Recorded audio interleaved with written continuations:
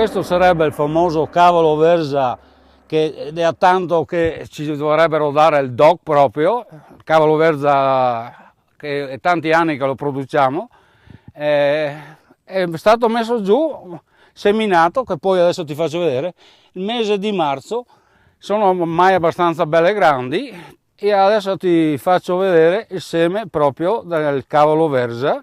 Questo è il seme che io ho seminato questo mese di marzo e quelle che sono lì ti ho fatto vedere, insomma.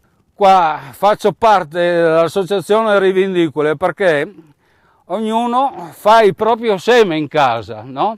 Questo è un altro tipo di verza ancora, che è differente di quella, però l'ho messa vicino solo perché mi dia produzione per il seme. È quello che fa le fue grande lunghe, no? Che sta qui.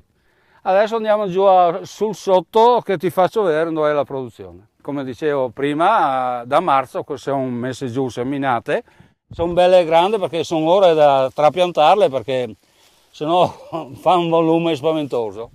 E ce ne sono parecchie. Tipicamente si adopera per fare le coste, il minestrone, queste cose qui. E poi si faceva il zuff con la polenta e si metteva in parte con le coste e le verze dentro.